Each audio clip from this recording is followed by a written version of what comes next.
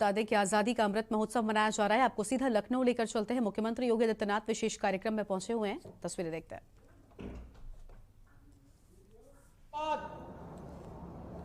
जिन वीर सैनिकों ने बाह्य और आंतरिक सुरक्षा को सुदृढ़ करते हुए भारत की अखंडता को सुरक्षित रखा, अपना बलिदान देकर के भी पूरे भारत को सुरक्षा की गारंटी दी, उन सभी ज्ञात अज्ञात स्वतंत्रता संग्राम सेनानियों, क्रांतिकारियों, वीर सैनिकों को मैं इस अवसर पर स्मरण करते हुए अपनी विनम्र श्रद्धांजलि भी अर्पित करता हूं।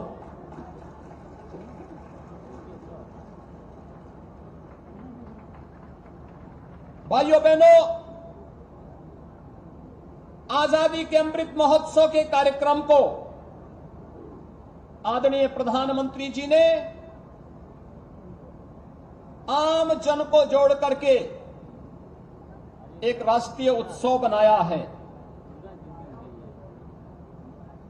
ये राष्ट्रीय उत्सव जिसमें विगत 5 दिनों से विभिन्न कार्यक्रमों के साथ जुड़ने का अवसर हम सबको प्राप्त हुआ है। 11 अगस्त से 17 अगस्त के बीच आयोजित होने वाले आजादी के इस सप्ताह में आपने इन कार्यक्रमों को अवलोकन किया होगा। हर घर तिरंगा का कार्यक्रम हो या कल विभाजन विभीषिका दिवस के अवसर पर पूरे देश के अंदर मौन मार्च के माध्यम से उस त्रासदी को स्मरण करते हुए आने वाले समय में कभी भी इस प्रकार की त्रासदी का सामना मानवता को न करना पड़े, उसे स्मरण करते हुए हम लोग कल विभाजन विभीषिका दिवस के मौन मार्च के साथ जुड़े थे। तो हर घर तिरंगा ने देश के 135 करोड़ लोगों को एक स्वर के साथ एक भारत श्रेष्ठ भारत की इन परिकल्पनाओं को साकार दिखाता हुआ पूरा भारत अपने आन बान और शान के प्रतीक तिरंगा को हर घर तक, हर सरकारी गैर सरकारी कार्यालयों तक, व्यावसायिक प्रतिष्ठानों तक फहराता हुआ भी दिखाई दिया है। ये सभी कार्यक्रम हम सबको अपने अतीत की उस गौरवशाली विरासत के साथ जोड़ता है, जिस पर हर भारतवासी को गौरव की अनुभूति करनी चाहिए। आज हम सब जब यहां पर उत्तर प्रदेश के इस मुख्य समारोह के साथ जुड़े हुए हैं, इस मंच पर स्वतंत्रता संग्राम सेनानी, वीरता पुरस्कार से अलंकृत भारत के वीर सैनिक और उनके परिजन और पद्म पुरस्कारों से सम्मानित प्रदेश की विभूतियां भी बैठी हैं, जिन्हें अभी कुछ देर पहले मुझे सम्मानित करने का सौभाग्य प्राप्त हुआ। मैं इस अवसर पर इन सभी वीर सैनिकों का, स्वतंत्रता संग्राम सेनानियों का, पद्म पुरस्कारों से सम्मानित प्रदेश की इन विभूतियों का इस अवसर पर अभिनंदन करते हुए इनके स्वस्थ और दीर्घजीवी होने की कामना भी करता हूं। भाइयों बहनों, हम सब जब देश की आजादी के इस अमृत महोत्सव के कार्यक्रम के साथ जुड़े हैं,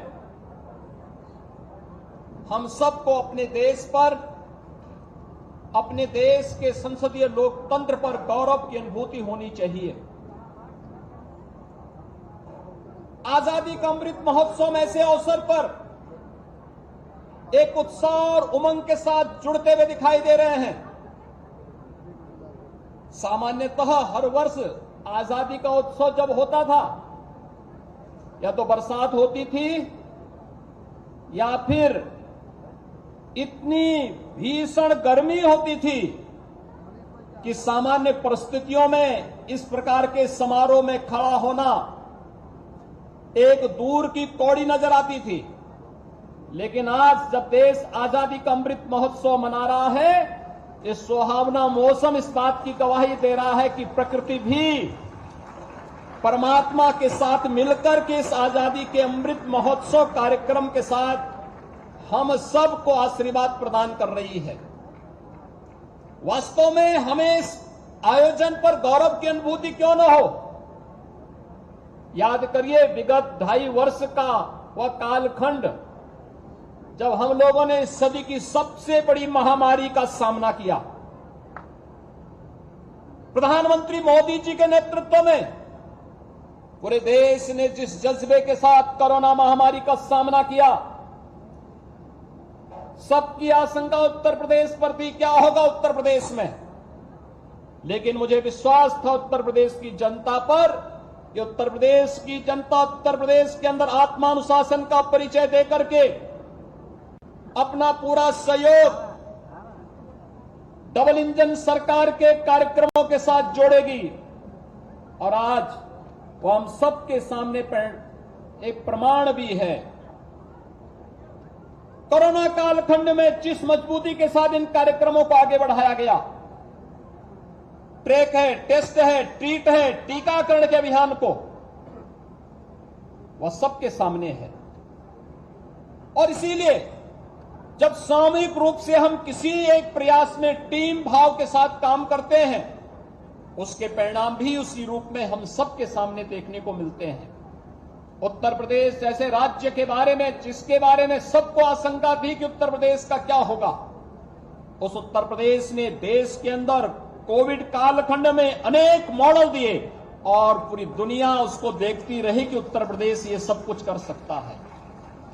आज उत्तर प्रदेश सर्वाधिक टेस्ट करने वाला राज्य है।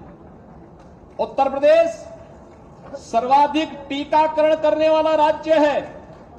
उत्तर प्रदेश सर्वाधिक लोगों को निःशुल्क भोजन और राशन खाद्यान्न उपलब्ध कराने वाला राज्य भी है। और उत्तर प्रदेश सबसे बड़ी आबादी का राज्य होने के बावजूद हर जनपद में कोविड-19 के टेस्ट की सुविधा को उपलब्ध कराने वाला राज्य भी है।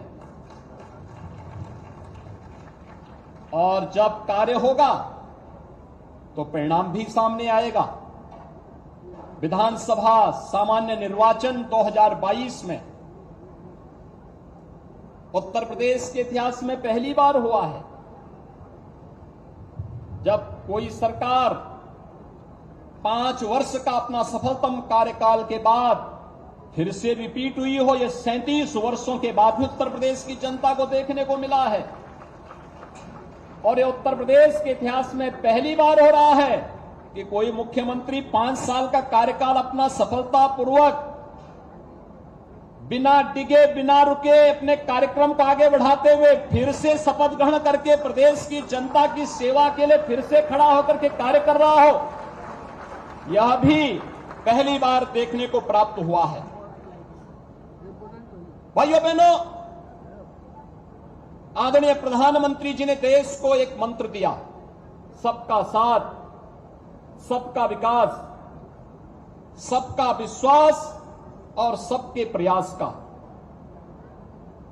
इस मंत्र को अंगीकार करते हुए हम लोगों ने उत्तर प्रदेश के अंदर सर्वसमावेशी, सर्वस्पर्शी और समग्र विकास के लिए जिस कार्य योजना को मजबूती के साथ आगे बढ़ाया है, आज उसके परिणाम भी हमारे सामने हैं। सेवा, सुरक्षा, सुशासन, ये हमारी प्राथमिकता है। ईज ऑफ लिविंग ये डबल इंजन सरकार की विभिन्न योजनाओं का केंद्र बिंदु है। तो आप सुन रहे थे मुख्यमंत्री योगी आदित्यनाथ को, जहां पर आजादी के अमृत महोत्सव में विशेष कार्यक्रम में वो पहुंचे हुए हैं और आजादी के अमृत